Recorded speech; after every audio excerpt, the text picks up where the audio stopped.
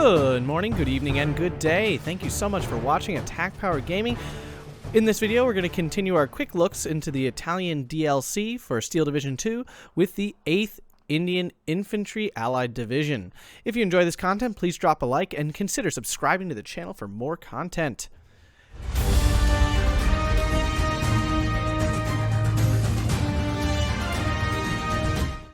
So here is the 8th Indian Infantry Division that I built. I decided to go balanced for this one. I think this one lends itself to a pretty solid balanced deck. You can play most decks either way. Most divisions can go either direction, Maverick, or balance, which are the two kind of like main point values right now in terms of meta. So I went with balance for this one because you can fill out a nice, good infantry division with tab with this. They have a good number of tanks, not variety, but a good number of tanks, some solid AT, artillery, airplanes. This is a very solid division overall. It's very balanced, I would say. So in the recon tab here, we have the usual mix of British scout units, which are generally not very strong overall. We have your scouts Piats, which we've talked many times before, that Piats are hilariously bad things, that they are the Western units are often forced to use because they have nothing else. Do not rely on them. They don't work half the time. We do get some snipers here, so I decided to go with the snipers, both in A and B. And then we actually have this new unit here, this 75mm SP autocar. It does have 75 kilometers of speed, so I decided to take it and give it a go. I don't know how this will be, but that's 1,500 meter range. Should get to the front pretty quick, and it's got 90mm of pen. I mean, this is a solid, you know, it'll die quick, but it's got 40% action. A lot of good things going for it, so I'm interested to see how this one works out. And then we have the Humber Mark IV, very solid unit overall. And we hop over here to the infantry.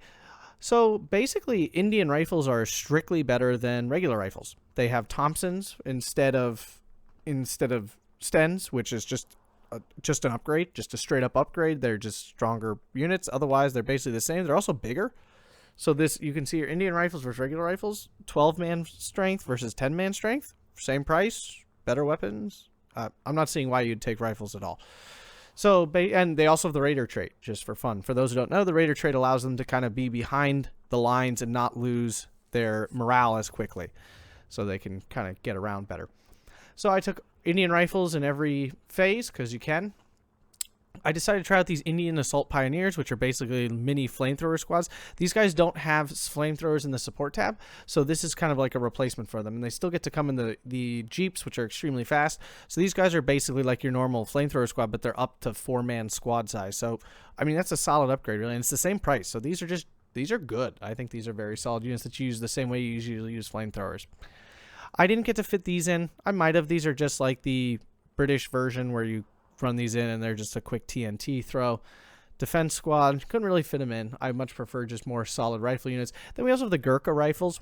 These guys are really strong infantry units. They're fanatical. They have raiders. They have gammon bombs, which are close range anti-tank grenades. They kill anything they hit. They're not super accurate though. Be careful. 2 Bren guns, so double machine gun. You get 3 Thompsons. So this is just an all-around very solid unit to use. So that's how the infantry are filled out. Very simple. There's not really much else here. A couple of different leaders, but nothing of extreme interest for me personally. And rifles, which I said, like I told you, are strictly worse than Indian rifles. So there's really no reason to use them. Tanks, Shermans. Yay, Sherman 5s. Vroom, vroom, vroom. Shermans go boom. Support. Very boring support tab. Really nothing special. Took a heavy machine gun because I generally always do. Commander, supply. 2-inch mortars suck. They're not the good ones that the Russians get that have 800-meter range. These are a little too short. These might still be good though. I mean, you might still be able to use them, but I decided they weren't. And there's literally nothing else here. It's a very, very limited support tab. Anti-tank is your usual British anti-tank tab. 6-pounders, 17-pounders. Piat. It's very straightforward. Took A and B, 17s in B, and I usually take 17s only because of their range, not actually because of their higher penetration, but mostly because they have that 2,000 meter range. Otherwise, they're just really expensive versions of these guys. You want to make sure you click off APCR and check the AP. This will penetrate any German tank, any medium tank, any German medium tank at all. So that's all you really need. Piats for the memes, and I like to have some sort of infantry AT, even if it's not great. Anti-air, I decided just to take 2 Bofors here. It's a little light, I'm not going to lie. I vetted one and didn't vet the other. I might unvet this just to get a few more if I feel like I'm running out really quick. But the AA tabs, the AA tab here is really expensive point-wise. Artillery, really solid mix of artillery. We have just mortars, usual commander.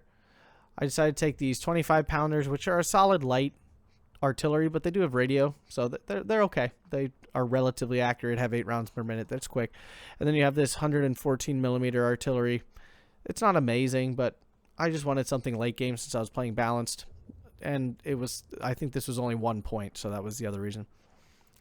And then a solid, again, British air tab. You get Spitfires. Spitfires are very good. They have pretty solid loadout, very fast, extremely good agility. These are great fighters in general. You only get 2 here, so I had to take 2 cards.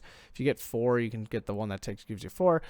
Decided to take the Hurricanes. These are not great. This is really low penetration, be aware. So you might actually have to fly around the tank to fire at its side or something. So be aware. This is a very low penetration AT plane, and it's not super fast. It's medium resilience.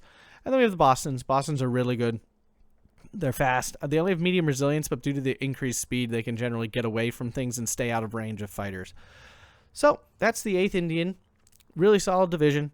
You could probably do it. You could definitely do it Maverick too. This is a pretty goes both way divisions. Very middle of the road. Has all the tools you'll need to win.